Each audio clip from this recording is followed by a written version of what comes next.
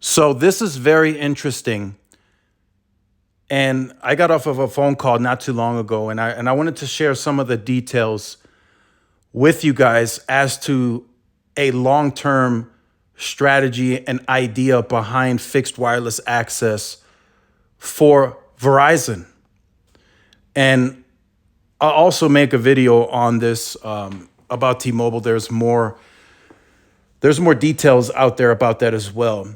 So just quickly, just to get that out the way, the strategy behind T-Mobile is clearly based on extra capacity.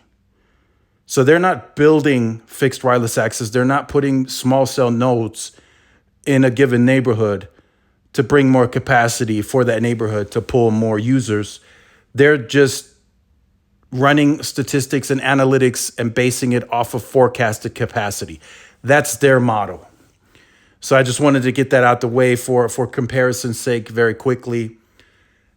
So, and I bring up this article because it kind of ties into what I wanted to talk about today. So Verizon's model is very different.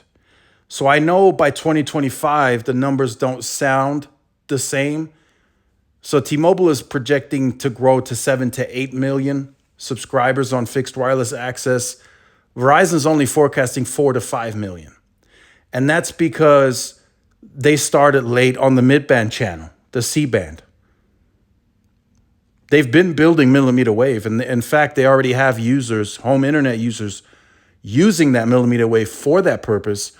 But the long-term projections are different. Now, I know there's nothing out there publicly beyond 2025, but the core strategy behind Verizon and them going nationally on fixed wireless access is volume.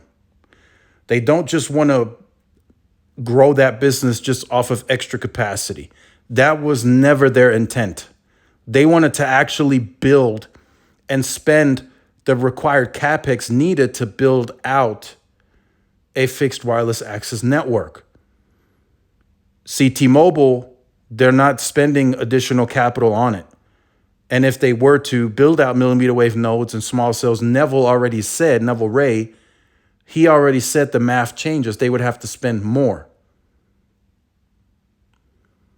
So Verizon is spending what they're spending because they're really putting millimeter wave nodes in your front yard. I've seen it. I know you guys have seen it. So that is really happening.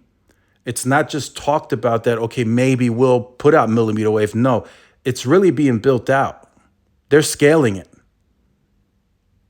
And even the fact that you've seen it and it's going up, it's still in what I would call in its infancy stage.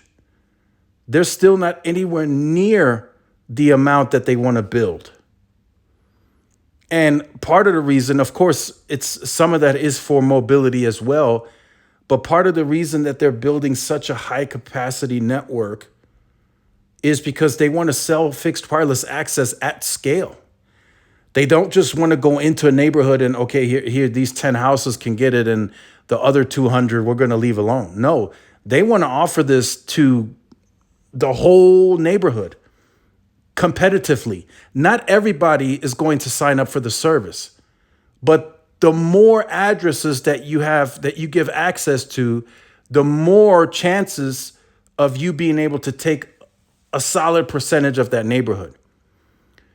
See, T-Mobile does it differently, right? They have an allotment, and Verizon does too at this point, but eventually that will grow, and that will grow to a very high number. T-Mobile right now, and this is just an example, I don't know the exact number.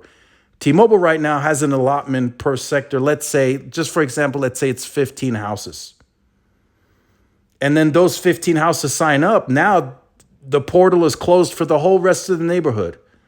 No one else can sign up for that service. And Verizon doesn't want that to happen. So they're building that capacity so they can offer it to more of the household, that volume, so they can grow. So I know there is no future projection out there beyond the 4 to 5 million. But from what I heard on the call and what we're seeing in out in the wild being built, I can see them growing that service beyond 10 million, 2025 and beyond. And even more, even higher. I can see that happening. T-Mobile, they're guiding 7 to 8 million. Think about that, because they have 40 million households that are accepted, so to speak, that you can sign up for it. And they have 260 million pops of that 2.5 layer already built out. And they're only projecting 7 to 8 million. Beyond that, we don't know. And by the time they're guiding 7 to 8 million by 2025, by that time, they'll already have built 300 million with midband.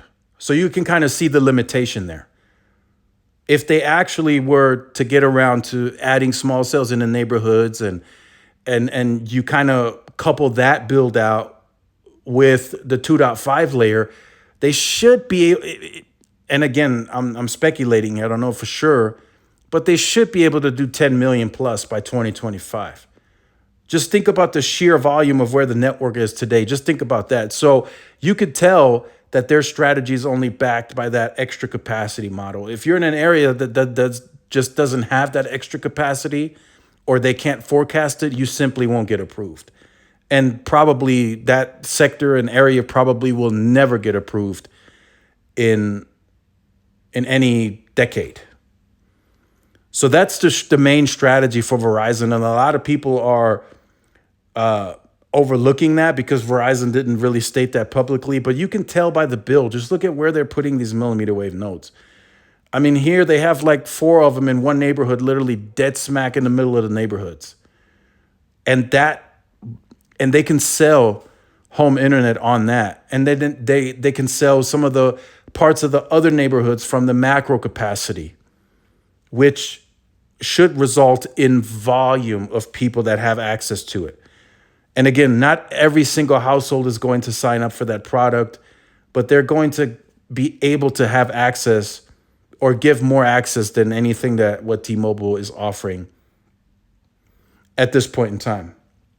And also, just to add this to end the video, if you sign up for the product at one location and perhaps you want to move or you're buying a house, the likeliness or the chances of you getting approved again at the next location for Verizon Home Internet are going to be much higher versus T-Mobile.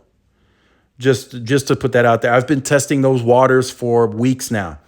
I've been on an app looking at listings in my neighborhood, and I can guarantee you guys, I've been putting in addresses after addresses after addresses in the availability tool for T-Mobile. And out of I think a total of 200 addresses that I checked, only 2 of those houses got approved for home internet. That's a very, very low percentage. So I know if I stay in this area, I got approved for it where I'm at now. So I know already in the back of my mind, if I moved into a house, the chances of me getting T-Mobile home internet again are slim to none. I already know that officially anyway, changing the address. I'm sure I could probably just set it up at that address or whatnot. And if it works, it works. But that's not the legit way. And I wouldn't want to just get kicked off the internet because I didn't do it the proper way. But again, that's the Verizon long-term strategy, is volume. They want to be able to offer it at volume. Even they know not everyone is going to sign up for it. And there's numbers to back that up. There's still competition out there from the cable guys. There's still fiber. So I think T-Mobile is kind of shying away. They probably could offer it even in the neighborhoods where they might not have the capacity. I still think they could offer it to a few more people. Not necessarily that they're going to sign up for it, but I think opening up the area for people to have access to it, I think they could do that. And then kind of see, okay, we just oversold a little bit, right? There's 20 more households just got access. We signed up another 5. And then they could be like, okay, let's close the 2 now and let's see if we can add some other capacity elsewhere. They don't have to go to the extreme, but I think they could do it. And Verizon sure will. Trust me on that. So make sure you guys like, share, subscribe to the channel, follow my social media outlets. This is Tyrone with Tech Life, and I will see you guys in the next one. Peace.